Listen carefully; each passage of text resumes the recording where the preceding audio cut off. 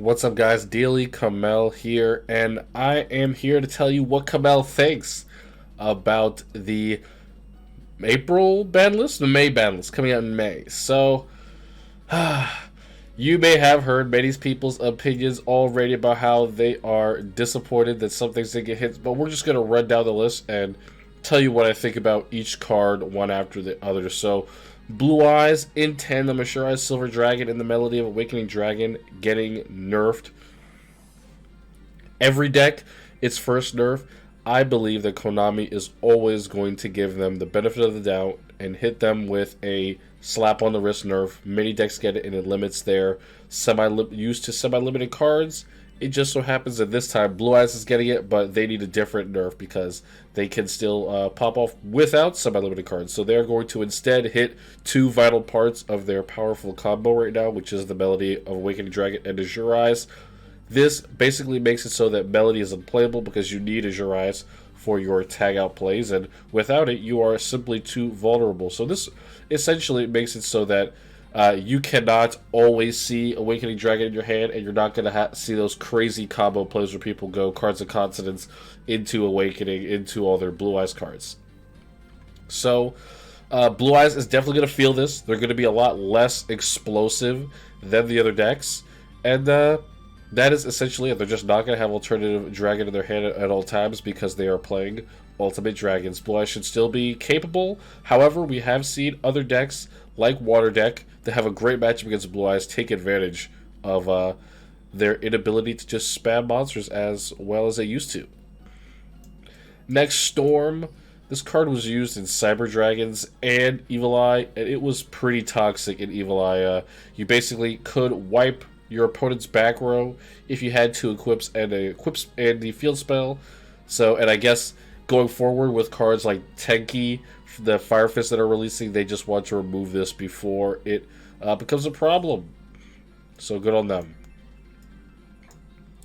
Dragunities seeing Ascalon move to 2 and Senatus off the list. Again, this is just something to make their deck more consistent while keeping them still preventing them from using Trunade, keeping this semi-limited. Nothing's happened to Dragunities, guys, don't worry about that. But Cybernetic Fusion support is a big card that is on the limited 2 list now. Now limited to 2, so you have to only play one of this and one over Cybernetic Overload. That is the name of the trap. And yes, Cyber Dragons, however, they have also been performing pretty decently in tournaments as of late. Just straight up stripping down their monster core like they always do to just cores and Cyber Dragons. But I'm interested to see how that deck performs. Of course, this is not going to be enough to destroy Cyber Dragons. They just will play a little bit slower instead. You know, not always depending on that Cybernetic Fusion support to give them the overwhelming amount of fusions on one turn they need. Now they'll probably look to survive multiple turns. Next on the semi-limited list, we have Gagaga Sister, limited to 2. This is going to be Automat's slap on the wrist nerf, preventing them from using semi-limited cards, in this case, Hatronade. And Automatopoeia without Hatronade is definitely significantly weaker than without. This deck was already having options against back row, like Gagaga Bolt. But as we see a deck like this move away from Hatronade, back row decks or decks that run many flips are just going to have a better matchup into this deck overall, and they are not going to have enough cards to remove all of that back row and play around it. So that should be another way for you to beat Automats now that they are much more susceptible to back row. Alright, so Star Seraph Sovereignty is going to be the Star Seraph card that gets put on the list along with Sanctified Dark Lord to in turn make the Star-Lord deck unplayable. So this was going to happen. Star Seraph was not going to go untouched from this because they needed to ensure that these two groups of cards would not be played together in the future.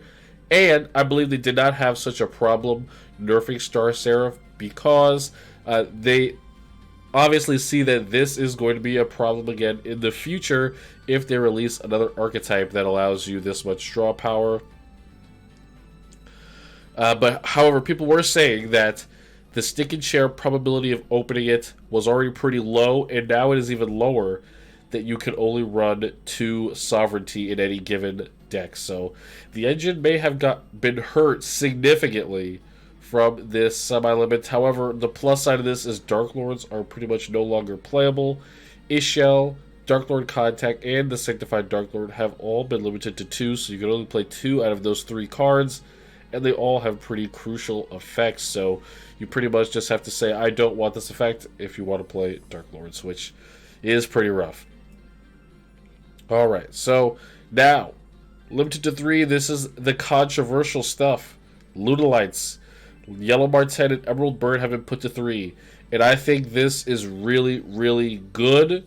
The new Beast Warrior support, Beast support, whatever, is coming out, and Lunalights do not need to see a resurgence. They need to be left in the past. We need to see some more Beast Warrior decks come out that can make use of Xyz summoning something else. Lunalights, get them out of here, because that's exactly what everyone was going to do with these new cards. They were going to just put the new Beast Warrior cards like Tenki in their Lunalight decks and be like, Lunalights are tier 1. So I'm glad that that entire thing is just not going to happen. I know a lot of people are upset that their free-to-play decks are getting nerfed, but Lunalights have been out for a long time. And if you have been unable to build a deck since Lunalights, you gotta spend your gems better, brother. But yeah, there's going to be better options. They want to promote new cards that will have better strategies, more powerful strategies that will move the game forward. Lunalights, they're stuck in the past. They just battle. That's it. They don't do anything else. They battle. So I am not hurt by them going to 3, and I don't think you guys should be either. Hot take. But that is all on Lunalights. The last card, Dragunity's Sonatus, is off of the list. We covered that earlier. And that is all of the cards. Now let's go over the skills. Not much for the skills, so I'll make it quick. Essentially, all of the level duplication skills got a 3,000 or lower life point requirement, and the level only lasts until the end phase.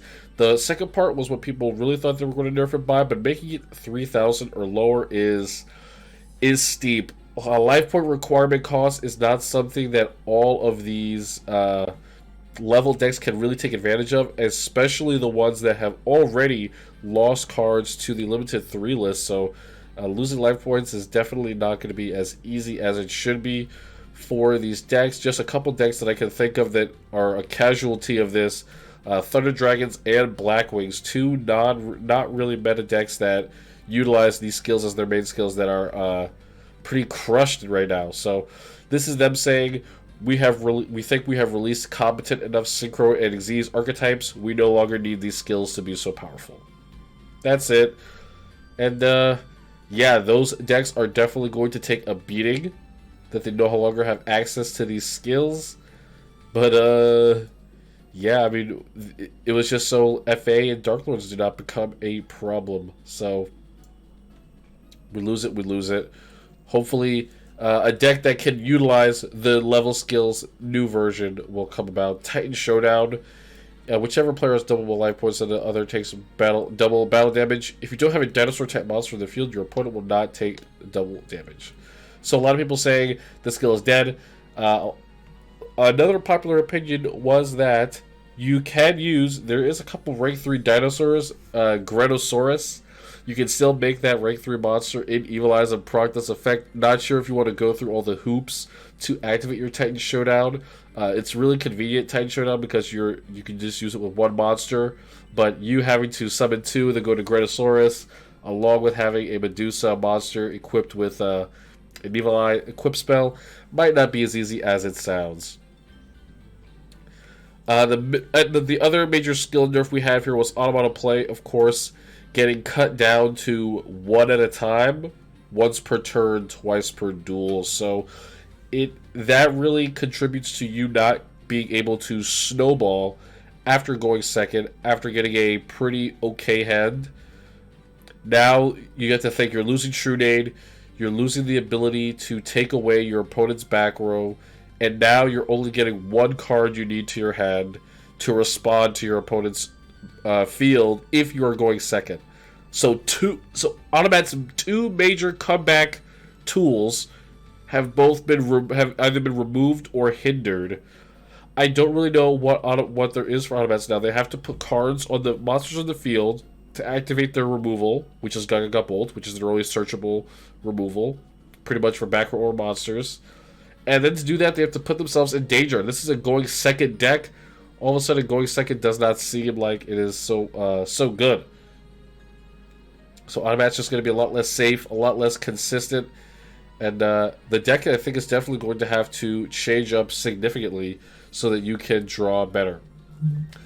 So overall, what do I think about the ban list? Does it do what we needed to do in the meta?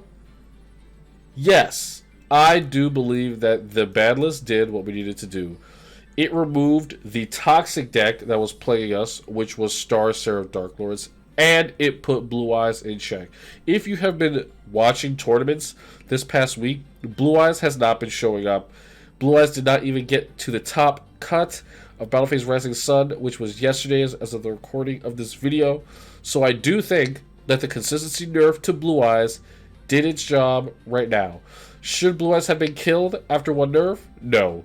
Should it have been heavily nerfed? No. It has never received a nerf before, so they don't want to mess up by overhitting the deck.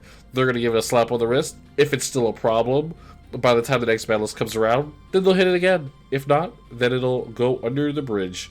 So Blue Eyes is fine. A lot of people are saying that they don't think that Blue Eyes got hit enough. I think what they did to it is fine. It is not a toxic, oppressive deck that needs to be removed. Automats, I do believe their nerf was long overdue.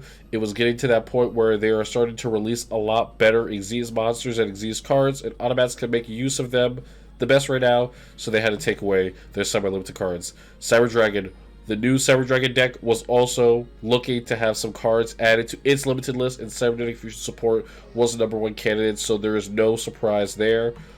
Cyber Dragons, they were a rogue deck before. I'm sure they'll figure out how to rogue it somehow now. And Ludolites, I am very happy that Ludolites are done. I know free-to-play players are not, but they just do not need to be in the meta.